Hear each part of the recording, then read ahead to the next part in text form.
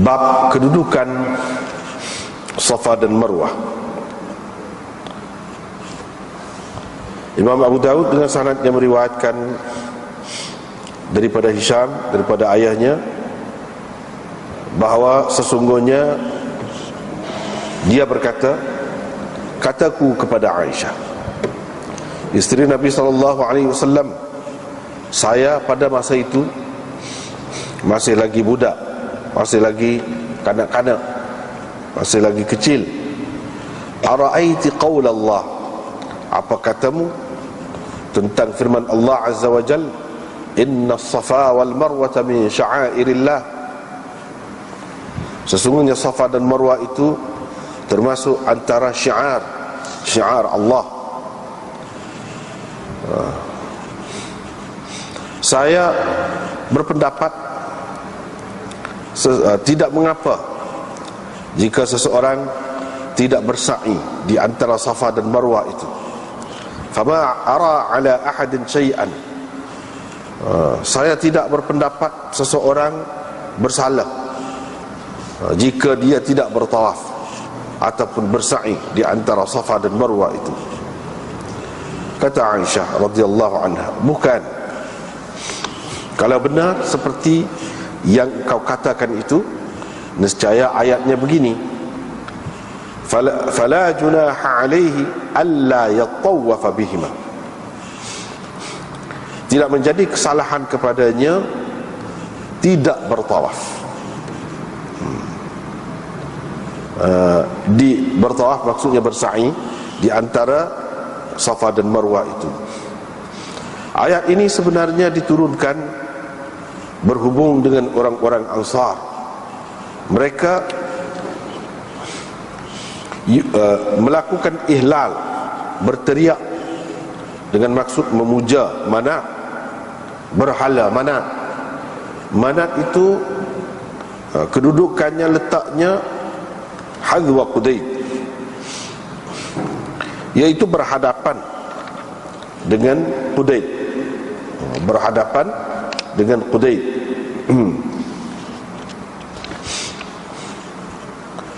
Mereka merasa bersalah untuk bersa'i di antara Safa dan Marwah kerana itu.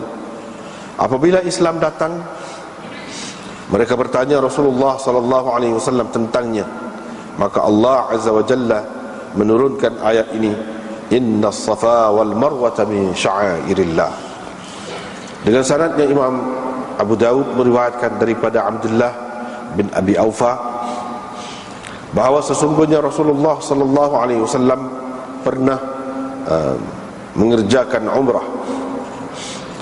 Baginda bertawaf di Baitullah dan bersembahyang di belakang maqam Ibrahim 2 rakaat. Bersama baginda ada orang-orang yang melindunginya daripada gangguan orang, yakni orang kafir Quraisy. Maka ada orang bertanya, Abdullah, adakah Rasulullah SAW masuk ke dalam Kaabah? Jawab Abdullah, tidak. Dengan sanad yang Imam Abu Daud beriwayatkan daripada Ismail bin Abi Khalid, katanya saya telah mendengar Abdullah bin Abi Aufa meriwayatkan hadis ini, cuma dia menambahkan. Kemudian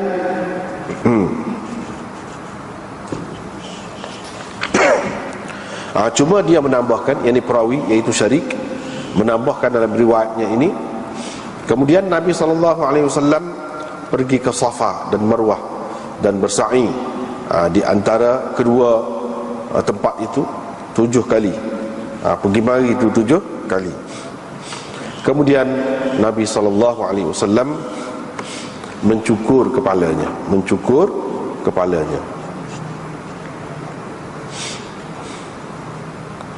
Imam Abu Daud dengan sanadnya meriwayatkan daripada Katsir bin Jumhan bahawa ada seorang lelaki berkata kepada Abdullah bin Umar di antara Safa dan Marwah, ketika beliau berada di antara Safa dan Marwah, wahai Aba Abdurrahman, sesungguhnya saya tengok tuan ini berjalan sedangkan orang-orang lain berlari. Kata Ibnu Umar, kalau saya berjalan, maka kerana saya telah melihat Rasulullah sallallahu alaihi wasallam berjalan. Dan kalau saya berlari, itu pun kerana saya telah melihat Rasulullah sallallahu alaihi wasallam berlari. Dan saya ini seorang yang sudah sangat tua. Itulah beberapa hadis di bawah tajuk Amris Safa wal Marwah. Jadi maksud kedudukan Safa dan Marwah di sini ialah bagaimana kedudukan bersa'i, cara dia tu, cara bersa'i, lagu mana yang disyariatkan, yang ditunjukkan oleh Nabi SAW kepada kita, bagaimana dari segi permulaannya di mana, dan lain-lain lagi lah. Dari segi berjalan ke ataupun menaiki kenderaan, itu semua tu kira-kiranya termasuk di bawah bab ini. Kemudian para ulama dia berbeza pendapat pula antara Safa dan Marwah tu pergi mari tu, hak mana hak lebih, Safa ke lebih ataupun Marwah lebih. Syekh Zakaria menukilkan di bawah tu dalam hasyiah kita, dalam ta'liq bawah dia nombor 2 tu. Ini dia ambil daripada kitab fiqh Syafi'i. Qala syarihul iqna' Bujairimi ya. Syarah iqna' al-Marwah afdal li'annahu maqsud. Dia kata Marwah lebih afdal lagi. Sebab apa? Sebab Marwah tu tempat tuju. Jadi Safa tu mula pergi ke mana? Pergi ke Marwah. Jadi tempat tuju tu atas dasar tu dia kata lebih afdal. Dan Safa itu hanya laluan, hanya jalan untuk sampai kepada Marwah.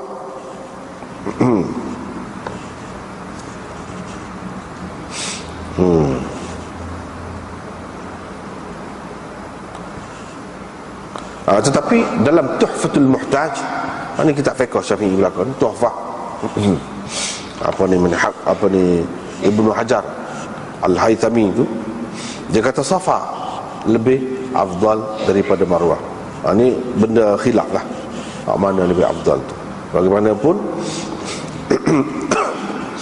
kita sudah tahu dah, iaitu bersa'i antara Safa dan Marwah itulah, antara dua tu. Cuma mula tu tentu dah daripada Safa. Sebab apa? Sebab dalam hadis akan datang Nabi SAW sebut kita mulakan dengan apa yang dimulakan oleh Allah. Jadi Allah sebut dalam Quran Inna Safa wal Marwata, dia sebut Safa dulu. Jadi kita mulakan dengan Safa.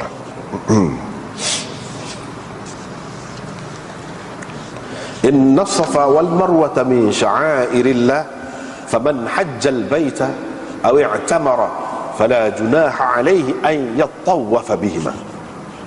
Itulah ayatnya. Safa dan Marwah itu adalah antara syiar Allah. Sesiapa yang mengerjakan haji ataupun mengerjakan umrah, maka tidak menjadi kesalahan kepadanya untuk bertawaf. Untuk bertawaf disebut, kata tawaf digunakan di situ, maksudnya untuk bersa'i di antara keduanya, tidak menjadi kesalahan. Jadi cerita hadis ini Urwah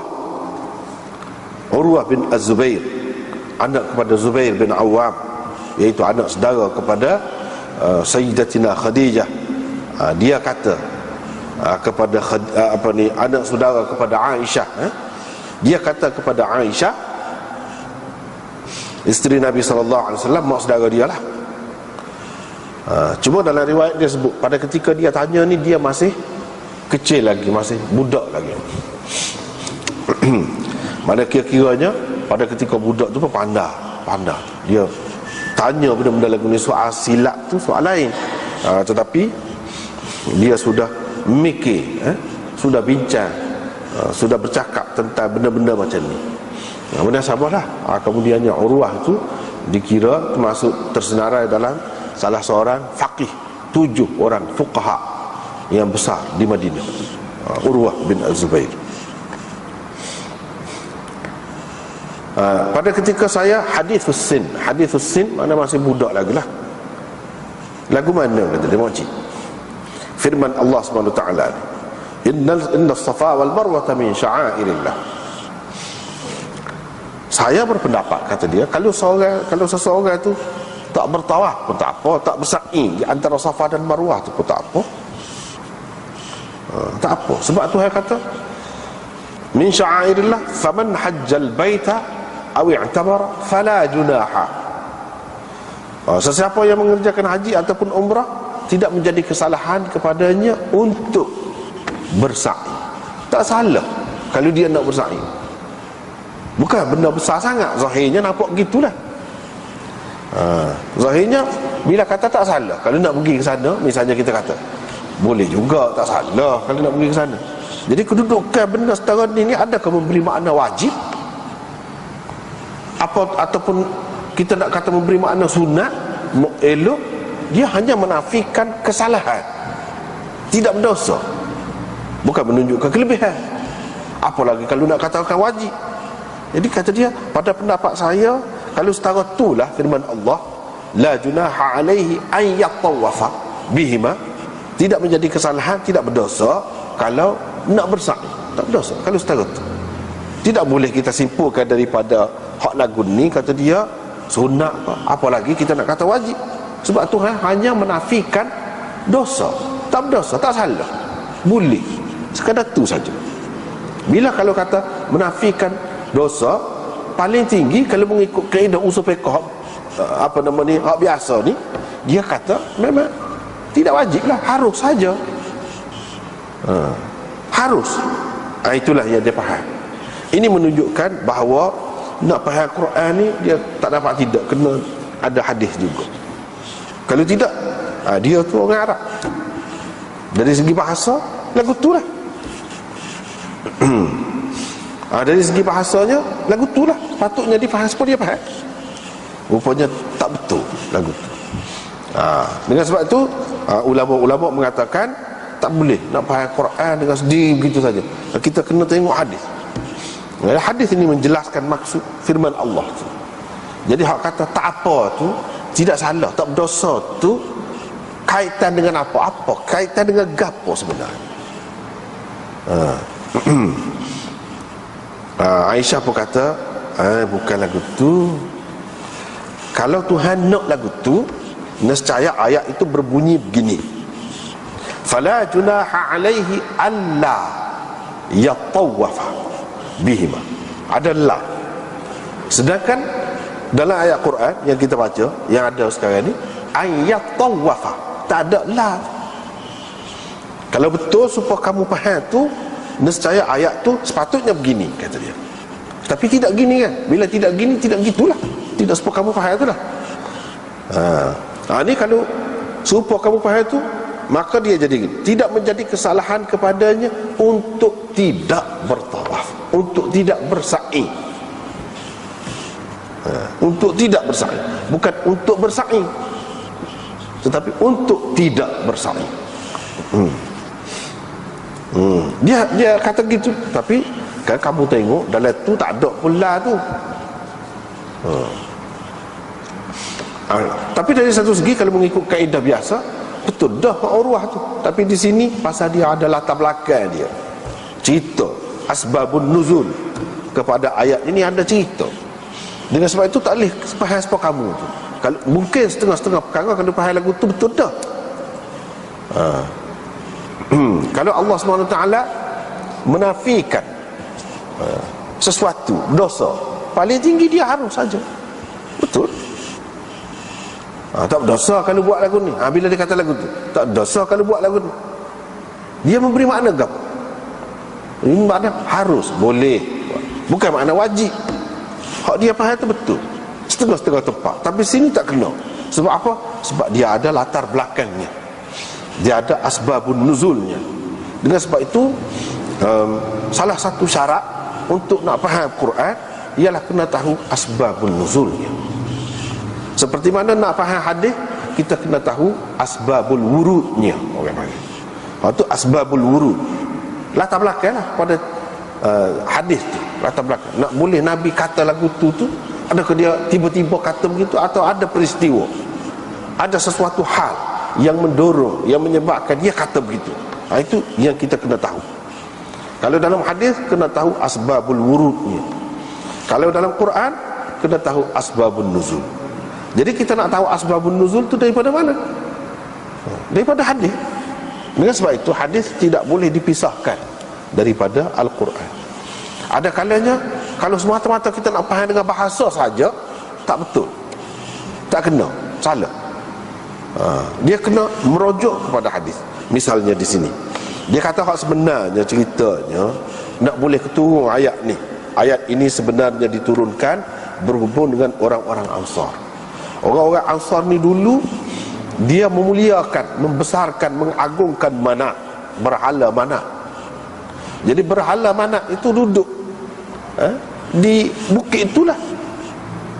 Di zaman jahiliah mereka pergi mari itu sebagai mengagungkan berhala tu. Orang kafir Quraisy pula ada berhala dia suku pula, duduk atas bukit tu. Bila masuk Islam, hak Ansar ini keberatan. Berasa mereka pergi ada saki baki lagi kok. Bermakna supaya kita dulu nak mengagungkan berhala tu. Hak kafir Quraisy pun bila masuk Islam, dia ada juga berhala dia tu. Ada juga berhala dia tu.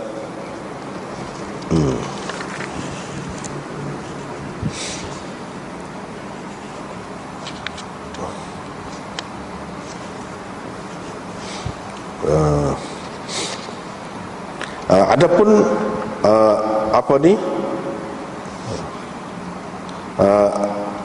puak-puak Quraisy, dia ada juga berhala dia. Jadi antara satulah jadi keberatan. Bila mari Islam kata inna safa wal marwata min sya'airillah. Sedangkan mereka duduk tahu ingat atas bukit ni ada berhala. Jadi seseorang pergi mari itu takut timbul ke, ataupun berasa ke, ataupun dianggap orang masih lagi kita membesarkan berhala tu. Dengan sebab itu mereka cuba nak mengelak, tak sih nak bersaing di situ.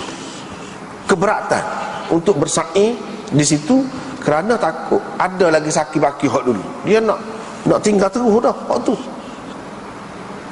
Tiba-tiba turun ayat ni. Jadi tidak salah ni sebab kepada anggapan dia tu berasa salah.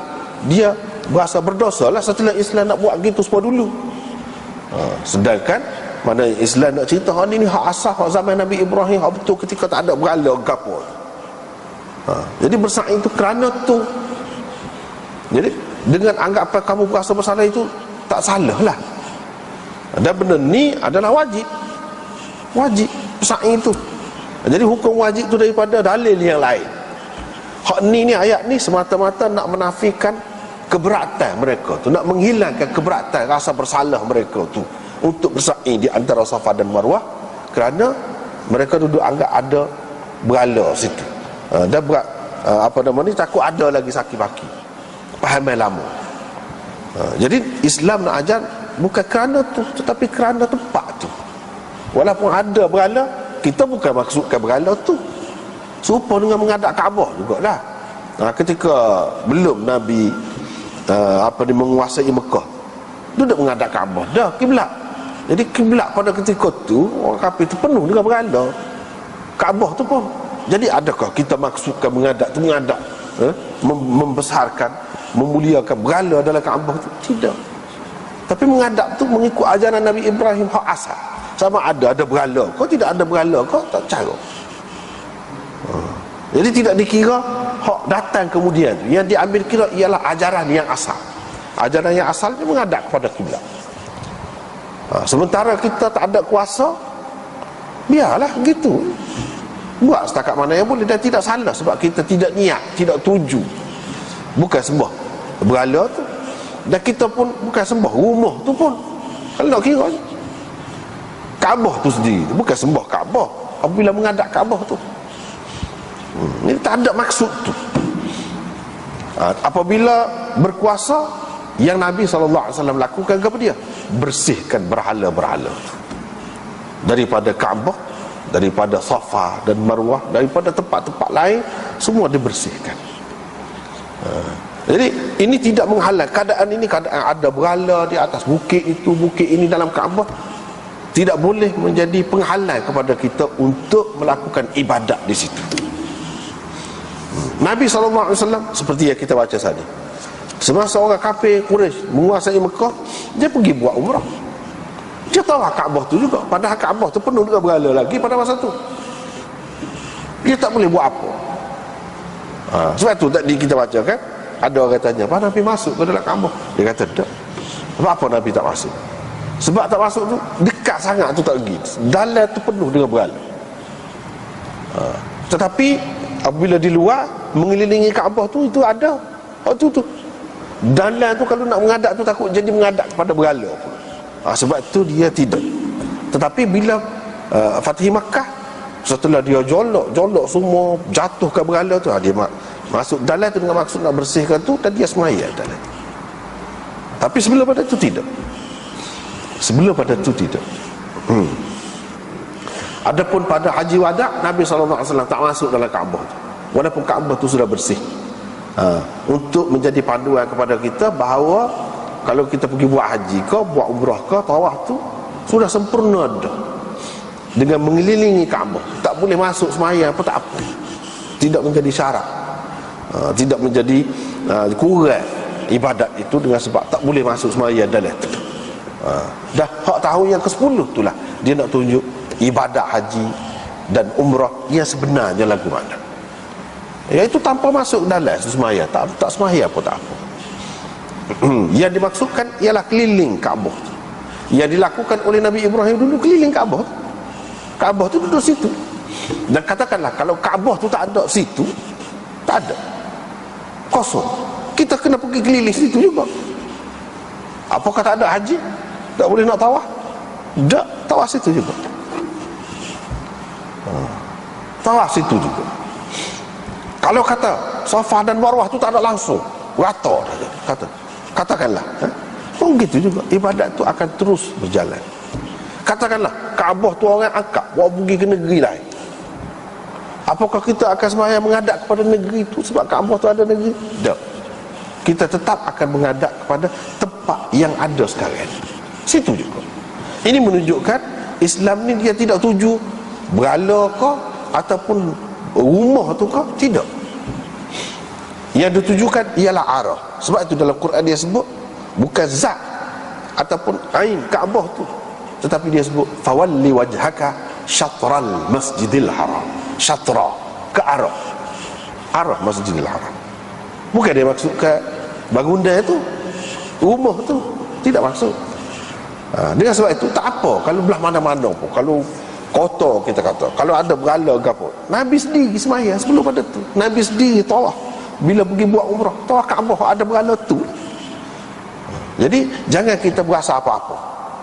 Tapi sahabat-sahabat ni pasal dia memang sembah hak tu dulu, hak tu dia menjadi berasa keberatan tu. Bukan masalah takut, tak ada takut pada berhala tu, masalah jadi sepuluh dulu duk buat tu dengan niat dalam hati tu nak membesarkan berhala tu. Memang sudah tidak ada dah tu, tapi keadaan tu, padahal sebelum pada tu dia duduk semaya ke arah Kaabah juga. Dia tahu dah Kaabah tu, dalam Kaabah tu ada berhala sebanyak mana. Tapi hak ni bukan jarang-jarang buat, dia berasa keberatan, berasa bersalah. Jadi fala junaha alaihi an yatawafa bihima, tidak berdosa, tidak menjadi kesalahan kepadanya untuk bersa'i di antara Safa dan Marwah. Itu tidak salah, jangan berasa bersalah. Bahkan itu adalah salah satu bentuk ibadat yang ditinggalkan oleh Nabi Ibrahim kepada kita. Ada hak tu kita tak sama masuk dalam hati, tak secara dia. Apabila kita berkuasa, kita hapuskan benda tu. Kita hapuskan benda tu.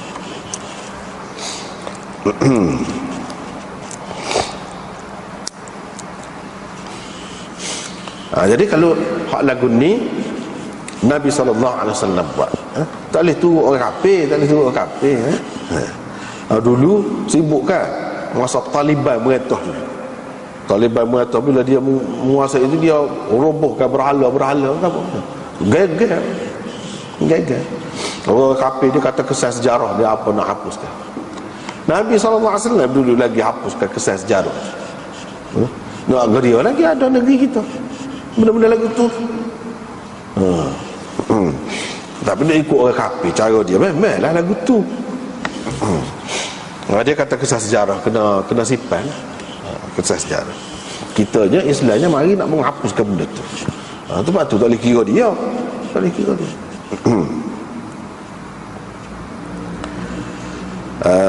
Bila Islam datang, mereka tanya Rasulullah sallallahu alaihi wasallam tentang pergi mari itulah, sa'i di antara Safa dan Marwah itu.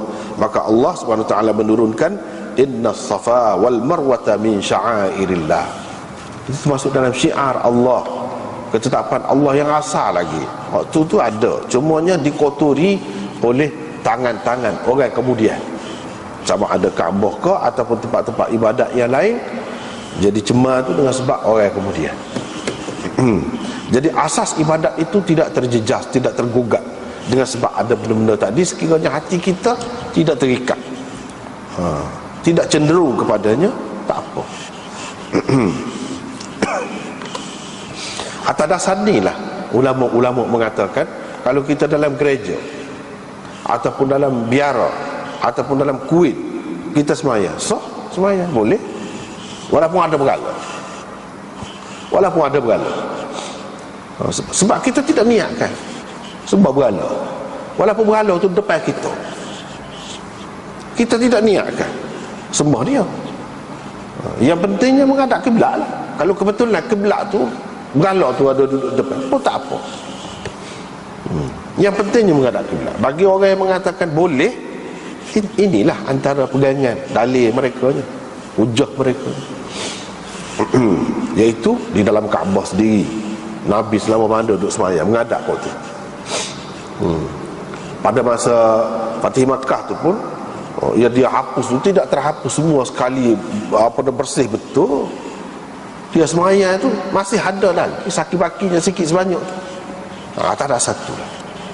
Maknanya boleh kita semaya, asalkan tempat tu bersih.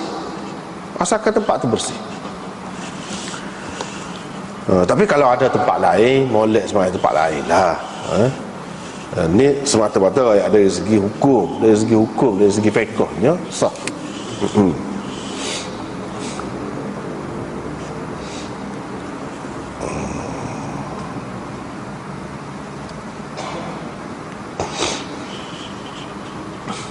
Jadi manat itu adalah nama berhala di zaman jahiliah. Siapa dia yang mula-mula letak tu? Ada satu berhala yang diletakkan oleh Amr bin Yahya untuk kabilah Huzail. Mereka semua berhala, asas silah.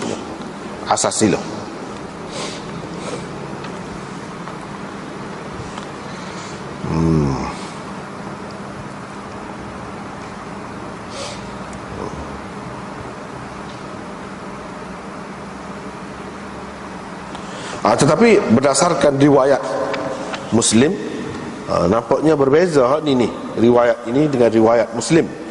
Sebab lafaznya, orang-orang Ansar mereka berihlal semasa jahiliah, yang meninggikan suara dengan maksud memuja lah. Semasa jahiliah dua berhala di tepi pantai yang dipanggil Isaf dan Na'ilah. Itu berdua berhala. Mereka bertawaf, yang ini bersa'i di antara Safa dan Marwah, kemudian buka ihram. Dia ihram itu cara dia. Kemudian mereka halal lah. Ini berdasarkan riwayat Muslim. Bila Islam datang, mereka tasih, yakni keberatan lah untuk bersa'i di antara Safa dan Marwah tu, kerana mengenangkan perbuatan mereka semasa jahiliah.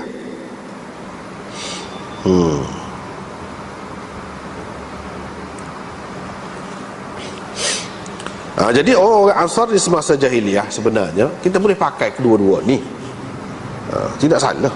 Sebab orang kafir ni kan dia berhala banyak, ada kumpulan ni berhala ni, berhala ni, jadi kita boleh pakai. Jadi dia kata orang Ansar semasa jahiliyah ni terbahagi kepada dua kumpulan. Satu kumpulan bersa'i di antara dua ni, iaitu orang-orang yang berihlal untuk isaf dan nailah. Hak satu di atas Safa dan hak satu lagi di atas Marwah. Hak tu hak asalnya. Adapun yang tersebut duduk di tepi laut itu waham sebenarnya, bukan duduk tepi laut. Sebab kedua-duanya bukan duduk di tepi laut, iaitu kedua-dua ni Isaf dan Nailah ini duduk di atas Safa dan Marwah. Dan hak duduk di tepi laut itu iaitu mana? Itu berhala mana? Inilah yang diingatkan oleh Qadhi Iyad. Tapi ada juga yang tak mahu terima, dia kata suku dia ni, suku ada atas ni hak ni berhala. Jadi apa yang jadi muskil tu kepada kita tu, sebab kita orang Islam hak kemudian tu dia tak ambil berat benda tu, dia tak kenal mana berhala ni. Jadi hak tu jadi bercelaru tu. Kepada orang yang betul-betul menyembah berhala tu dia tak tukar. Tetapi kepada orang kemudian cerita tu dia jadi boleh jadi tukar. Sebab apa? Bagi dia tidak penting. Yang pentingnya ada berhala lah yang mereka puja dulu. Jadi bila Islam mari royak antara syiarnya, antara ibadat haji dan umrahnya ialah kena bersa'i di situ. Dia rasa keberatan. Itu ya.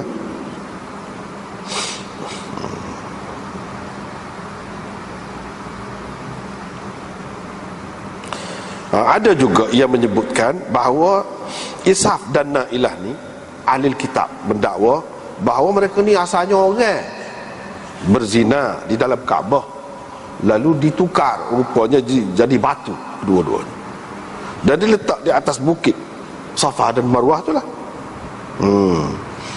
untuk diambil iktibar asalnya katanya. Ini berdasarkan yang disebutkan oleh Al-Wahidi, untuk diambil iktibar. Tapi lama kelamaan orang sembuh pula tu.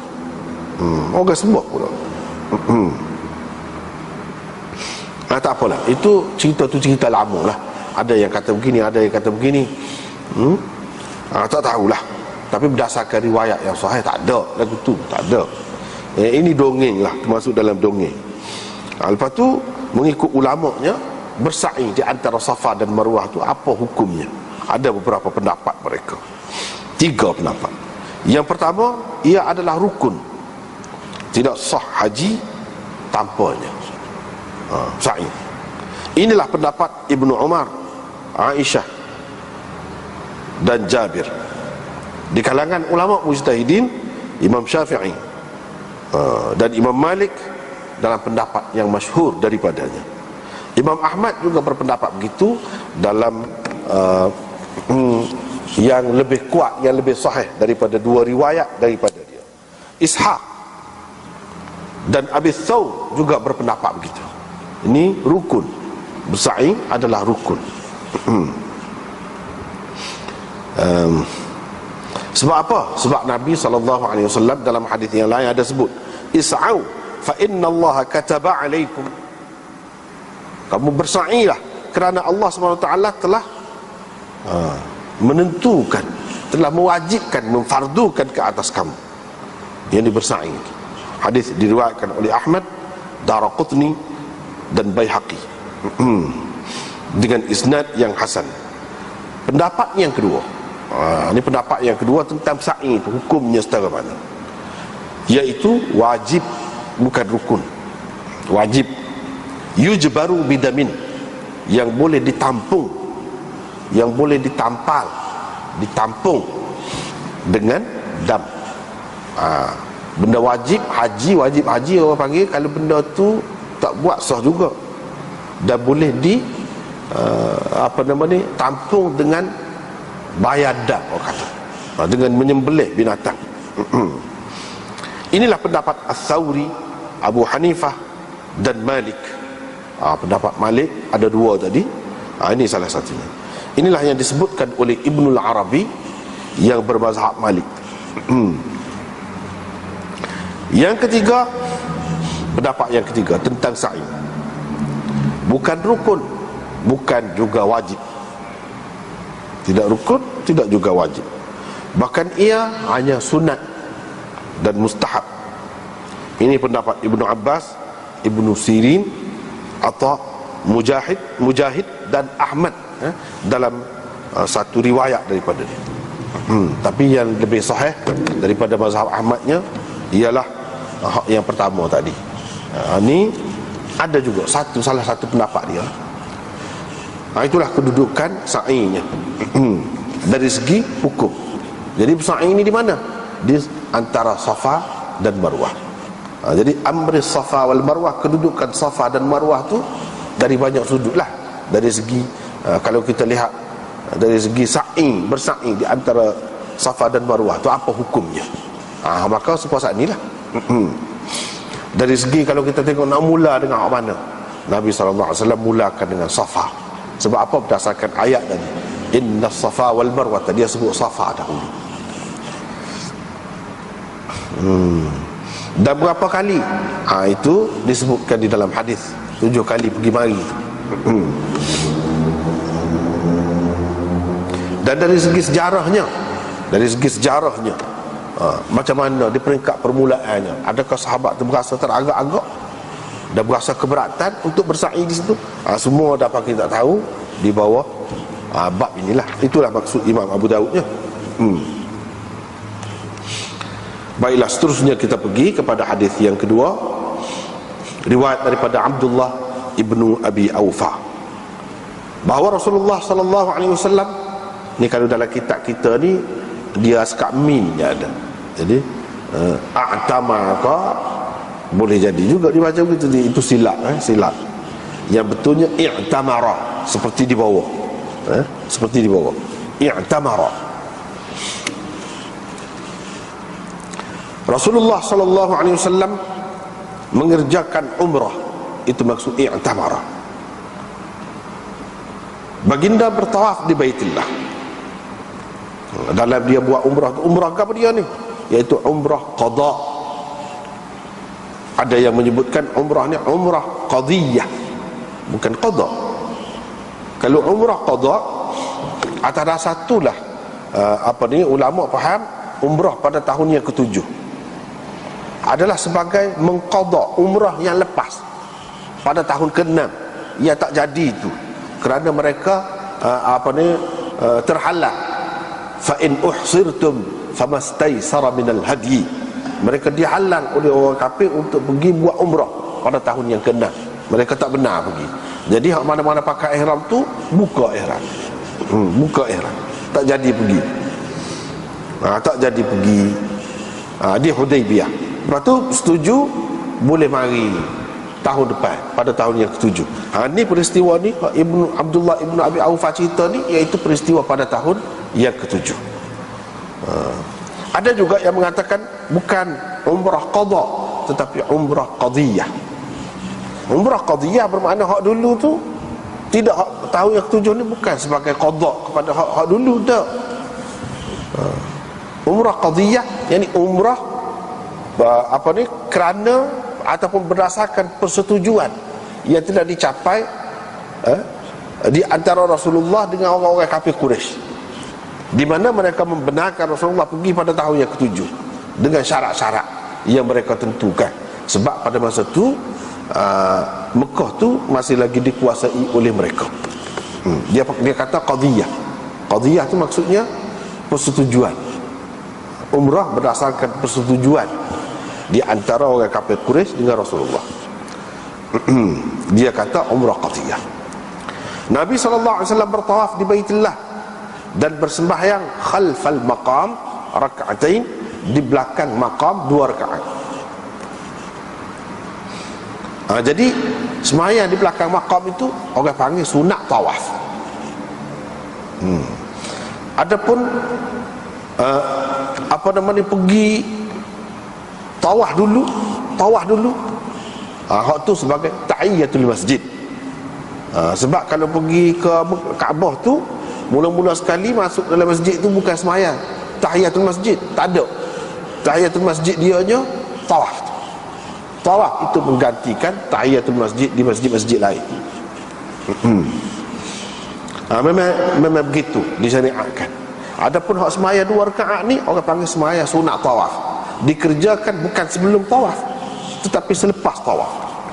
Selepas tawaf 7 keliling tu, mari duduk di belakang maqam Ibrahim. Maqam Ibrahim tu sudah beberapa kali dah ana sebutkan sebelum pada ni. Bukan maksud maqam dalam bahasa Melayu tu maqam diraja, mana perkuburan diraja. Bukan. Maqam Ibrahim ni ialah satu batu. Satu batu sebagai pelapik semasa Nabi Ibrahim buat bina Kaabah dulu. Dan batu itu Allah Subhanahu Wa Taala berikan sebagai mukjizat kepada Nabi Ibrahim pada ketika tu. Dia naik, bila dia nak bina di peringkat tinggi, naik batu tu naik. Nak rendah nak turun ke bawah, turun. Itu sebagai mukjizat. Dan ada bekas tapak kaki Nabi Ibrahim di situ. Itu yang dikatakan maqam, yang ini tempat berdiri Nabi Ibrahim. Bukan maqam tu maksud perkuburan, dah. Jangan dianggap situ kubur Nabi Ibrahim pula. Dah. Tempat berdiri, maksudnya batu tu. Nabi SAW bila sudah bertawaf tu, dia pergi, mari duduk semaya balik belakang maqam, sebagai isyarat, sebagai panduan kepada kita orang kemudian ni. Hak semoleknya pada ketika orang duduk ramai duduk tawaf tu, kita semaya balik belakang daripada maqam Ibrahim sebagai garisan permulaan lah, tempat kita kata nak start. Orang kawasan orang semaya duduk mana? Situ. Supaya apa? Supaya tidak terganggu orang lain nak tawaf di bahagian atas ni. Padahal boleh kalau nak semaya tubik dekat tu pun boleh, dekat Kaabah sah, bukan tak sah. Tetapi kalau ramai-ramai duduk semaya situ, orang nak tawaf tu susah. Jadi macam mana? Kena lalu depan orang duduk semaya pula. Dengan sebab itu Nabi SAW sudah ajar dah, sudah tunjuk dah kepada kita lagu mana caranya, iaitu pergi jauh sikit. Jadi orang-orang yang duduk tawaf ni, dia boleh tawaf datang pada tu lah. Orang-orang yang nak semayang, dia semayang alik belakang maqam Ibrahim. Jadi kalau nak berjemaah, nak apa pun daripada situlah startnya, bermulanya. Jadi tempat tawaf tu orang panggil mataf. Kalau kita nak semayang tempat mataf tu pun boleh juga. Dalam keadaan tak ada orang, tak apa lah. Tapi dalam keadaan ada orang, itu mengganggu orang-orang yang nak tawaf pula. Dan Nabi SAW sudah tunjuk dah kepada kita cara. Lagu mana? Iaitu bersembahyang 2 rakaat di belakang maqam. Sembahyang tu berapa rakaat? 2 rakaat. Bersama Nabi SAW ada orang-orang yang melindunginya, menutupinya minan nas, daripada gangguan. An-nas yakni orang-orang kafir Quraisy. Jadi man di situ kita terjemah orang-orang. Padahal kalau kita tengok dhamir dia tu balik, hu tu balik kepada man, menunjukkan man tu seorang lah seseorangnya. Yang ni man ini kan, kalau kita ngaji nahwu, orang ngaji nahwu dia tahu ini mausul mustarak. Bukan mausul nas, mausul mustarak. Mausul, isim mausul yang dikongsi. Jamak pun boleh juga pakai, mufrad pun boleh juga, musanna pun boleh juga, muannas pun boleh, muzakkar pun boleh. Boleh berlaku. Lepas tu apa dia tidak kata man yasturu. Ni hu tu balik kepada Nabi, yasturu tu dhamir tu dalam tu. Itu kepada mufrad, balik kepada man. Kenapa dia tidak kata man yasturu dah? Yasturu dah dalam bentuk jamak. Sebab iktibar lafaz dia, ambil kira lafaz dia, bukan ambil kira makna dia. Jadi yang kita terjemah tadi, orang-orang mengambil kira makna dia. Sebab bukan seorang yang duduk keliling Nabi itu ramai, barulah terlindung. Kalau seorang saja tak terlindung, alik ni boleh. Dia takut apa yang tutup Nabi itu, Nabi duduk semua ramai sekeliling itu. Takut dia mau panah ke apa kok. Muka pergi ni ketika orang kafir duduk berkuasa lagi, tahun yang ke-7. Takut-takut demo daripada jauh, panah ke apa kan Nabi duduk semaya tu. Sebab tu dia likung Nabi. Nak likung tu dia kena ramah, tak kisah orang. Kalau bos orang tidak akan jadi satr, tidak akan jadi sebagai benteng, tidak akan jadi terlindung Nabi itu kalau satu orang saja. Ini menunjukkan ramah. Minan nas, an-nas di situ maksudnya orang kafir Quraisy. Bukan an-nas dia semua manusia. Orang Islam hak duduk sekali dengan Nabi itu pun an-nas juga. Tapi di sini maksudnya kafir Quraisy. Maka ada orang kata kepada Abdullah, adakah Rasulullah sallallahu alaihi wasallam masuk ke dalam Kaabah? Dia kata tak masuk. Bila cerita tak masuk ni? Pada tahun yang ke-7, ketika Nabi sallallahu alaihi wasallam buat umrah qadiyah ataupun umrah al-qada. Adapun pada tahun ke-8, Mekah sudah jatuh ke tangan Nabi sallallahu alaihi wasallam. Tahun tu orang panggil tahun Fathi Mekah. Pembukaan ataupun penguasaan Mekah. Pada tahun tu Nabi pergi, dia masuk dalam Kaabah. Dia masuk dalam Kaabah. Masuk untuk nak membersihkan bahagian dalam Kaabah tu daripada berhala. Berhala di luar pun ada, di dalam pun ada. Dan Nabi semaya kali itu dalam Kaabah. Dia semaya.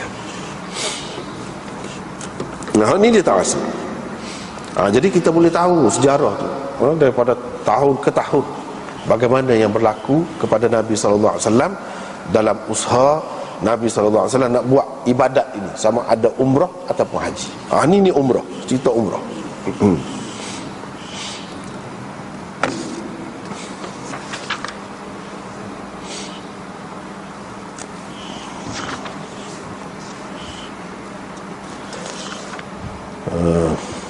Dalam riwayat Ibnu Abi Aufa juga, tetapi saluran lain, saluran syarik, dia ada tambahan begini. Lepas pada tu Nabi SAW pergi ke Safa dan Marwah, lalu dia bersa'i, fasa'a bainahuma sab'an, bersa'i 7 kali, 1, 2, 3, 4, 5, begitulah, pergi mari tu. Kemudian lepas pada tu dia cukur kepalanya, tanda selesai buat kerja umrah. Lepas tu buka ihram, halaqa ra'sahu, dia cukur kepala. Adakah dia cukur kepala sendiri? Tidak. Dia tidak cukur kepala sendiri, dia suruh orang lain lah cukur kepala dia. Siapa yang cukur kepala dia di sini? Ingat ke tidak dulu kita sudah lalu Muawiyah, dia kata cukur kepala ataupun gunting kepala rambut dia. Tetapi setengah-setengah ulama tak saya terima hadis tu. Dia kata macam mana Muawiyah ada, sedangkan Muawiyah ni masuk Islam pada Fatih Mekah. Muawiyah ni masuk Islam pada Fatih Mekah tahun yang ke-8. Ni peristiwa ni pada tahun yang ke-7. Macam mana pula dia cukur kepala Nabi ataupun dia gunting kepala Nabi, rambut? Itulah sebab terpengaruh dengan hak disebut-sebut orang. Yang sebenarnya hak dia cukur tu betul. Lepas tu dia kata gunting, dia gunting dulu, nak suruh pendek sikit, tidak jadi masalah. Lepas tu baru cukur, mudah kalau pendek.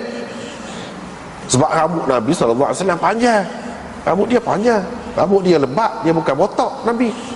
Dia tidak seperti Sayyidina Umar, botak kepala. Nabi SAW rambutnya penuh dan panjang rambutnya. Jadi kita boleh terima kedua-duanya. Kata gunting dan cukur, berdasarkan riwayat ni cukur, kedua-duanya boleh. Sebab biasa kita sekarang ni pun kalau panjang susah, gunting dulu, beri pendek, lepas pada tu cukur. Yang mencukurnya tu siapa? Setengah-setengah ulama dia tak saya terima hak dulu kita sudah jumpa dalam Abu Daud ni juga, Muawiyah dia buat. Sebab apa? Sebab dia terpengaruh dengan hak tu. Hak kata Muawiyah ni masuk Islam pada Fatih Mekah tahun yang ke-8. Ini peristiwa tahun yang ke-7. Bagi kita, selain daripada hadis ni, hadis hal lain lah ada sebut dia yang cukur kepala tu. Ini menunjukkan dia telah masuk Islam sebelum pada tu. Dan ada banyak lagi dalil yang lain. Dalam Bukhari sendiri ada sebut, iaitu Muawiyah duduk di Madinah. tinggal di Madinah. Kalau sudah Fatih Makkah, dia tak akan pergi duduk di Madinah. Nabi larang, la hijrata ba'dal fathi, tidak ada hijrah selepas pembukaan Mekah.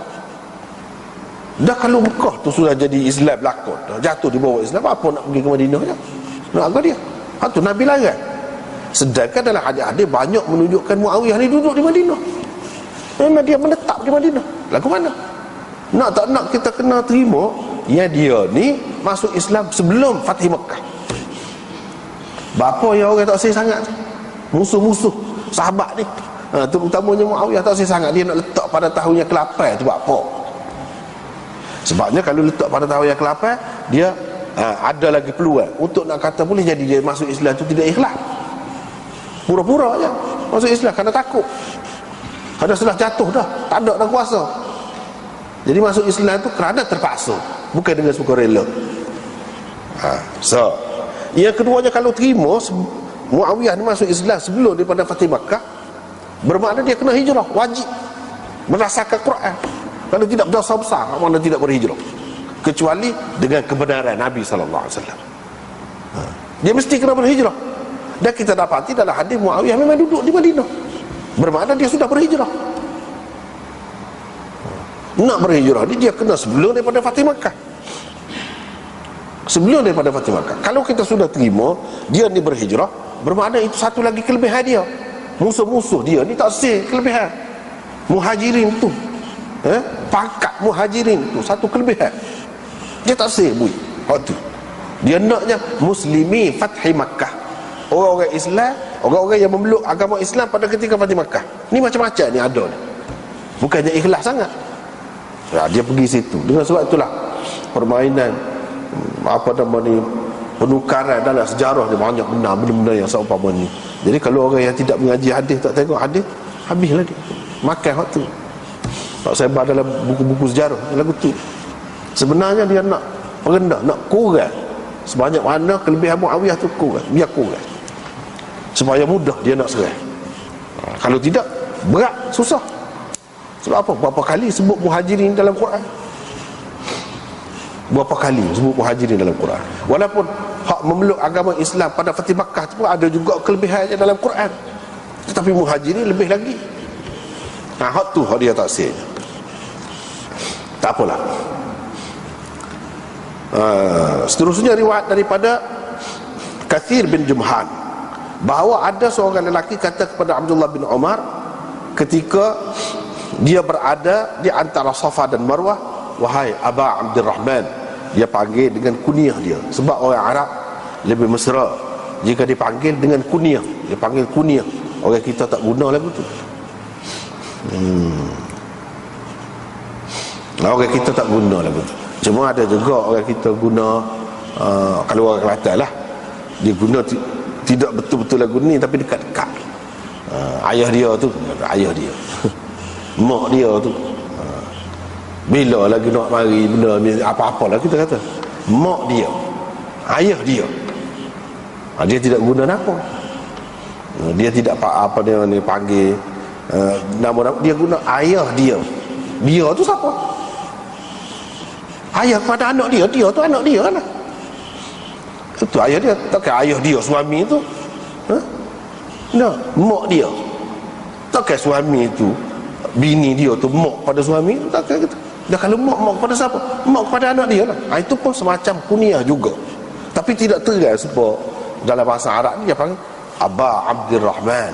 Anak dia nama Abdurrahman. Jadi apa ni, Abdullah ibn Umar dia dipanggil Aba Abdurrahman, ayah kepada Abdurrahman. Kita orang Kelantan panggil ayah dia. Dekat-dekat juga tu. Dia tu siapa? Dia tu anak lah, tapi dia tidak sebut pula nama anak dia tu nama ke dia. Tu yang beza. Pada hakikatnya semacam kunyah juga.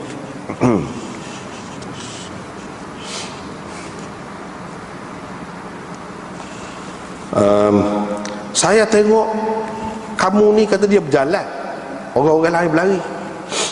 Bapa, dan kita akan jumpa akan datang ni hadis apa ni, bab seterusnya, bab gambaran haji Nabi SAW. Lagu mana dia bertawaf, lagu mana dia bersa'i. Itu kita akan tengok dalam hadis Jabir yang sangat panjang. Nampaknya malam ni tak ada dah baca. Ni panjang.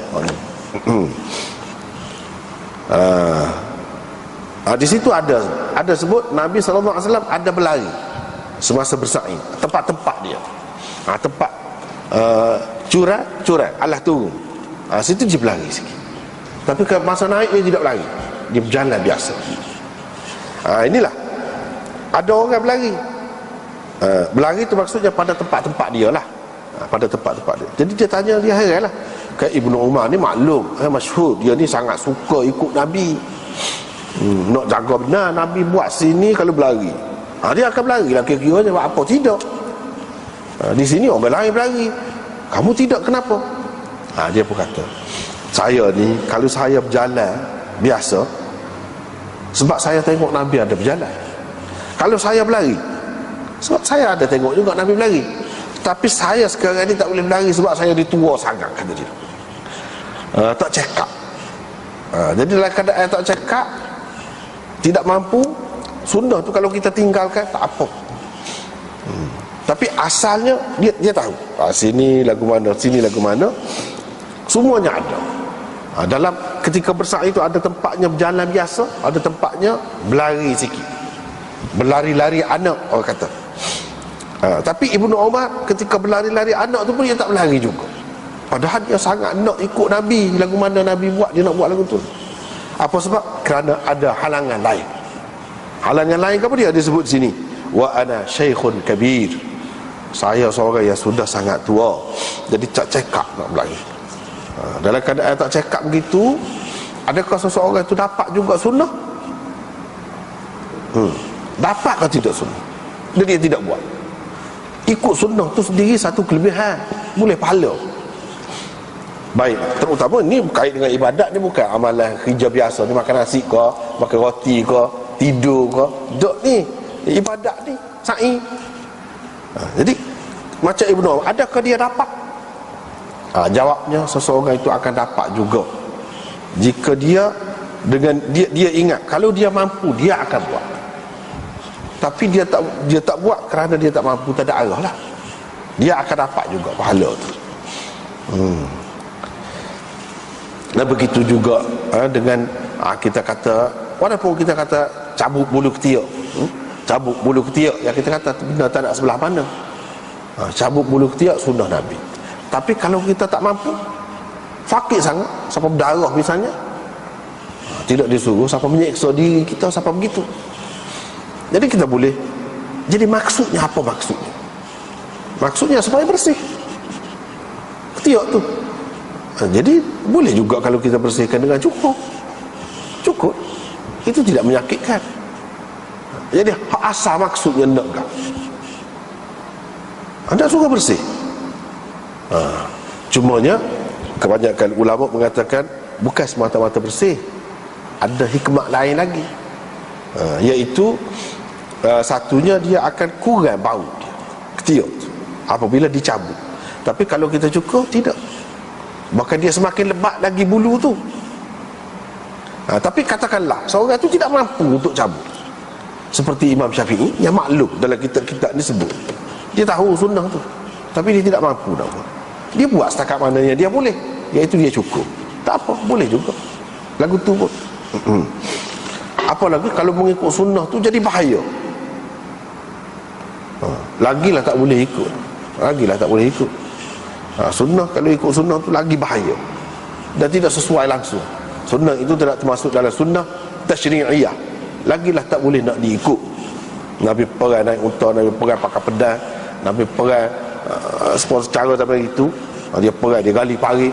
Jadi kita nak buat benda-benda tu tak perlu, bahkan salah kalau kita buat tu. Terutama kalau kita buat alasan pula Nabi buat lagu tu, lepas tu kita kalah. Itu kerana kesilapan kita, bukan Nabi buat tu nak suruh kita ikut hal tu. Itu sesuai dengan zaman dia, zaman kita sudah tidak sesuai, kita tak payah ikut. Tapi setengah-setengah benda tu memang boleh guna lagi. Misalnya kayu sugi, boleh guna lagi, ada lagi kayu sugi tu. Kalau kita tidak guna kayu sugi tu, kalau guna berus gigi biasa, pakai ubat gigi tu, tak boleh kah? Jadi setengah-setengah perkara kita kena tengok maksud dia tu. Maksudnya untuk apa? Untuk bersih mulut, untuk jaga kesihatan mulut gigi tu. Jika ia dapat dicapai dengan apa cara, dengan cara yang lain, tidak terikat dengan cara dulu pun boleh juga. Dapat juga sunnah tu. Tidak kata baru dapat sunnah kalau kita pakai buruh gigi tu, sugi tu, baru dapat, baru boleh pahala. Jadi buruh gigi orang lain ni tak boleh pahala. Jangan kata lagu tu. Jangan kata lagu tu, tak kena tu.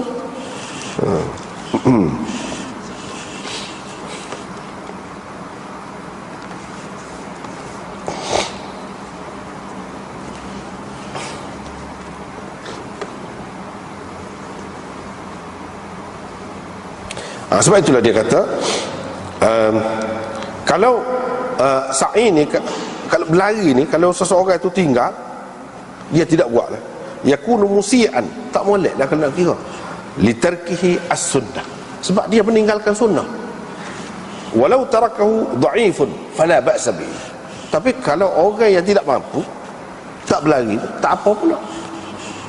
Kalau orang mampu dia tidak buat, tak baguslah, tak molek lagu tu, sebab meninggalkan sunnah. Tetapi kalau orang itu memang tak mampu, tak apa, tidak kita kata dia telah melakukan sesuatu yang tak betul, tak kena, tak boleh kita kata begitu. Sebab apa? Memang dia tidak mampu. Dan itulah yang diceritakan sebab dia, alasan dia.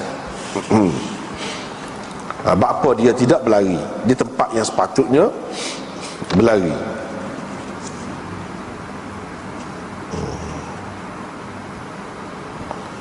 Kemudian habis dari sini kita masuk kepada bab sifati hajjatin Nabi sallallahu alaihi wasallam, dan bab ini panjang sangat, kita tak ada dah malam ni. InsyaAllah kita sambung minggu depan lah.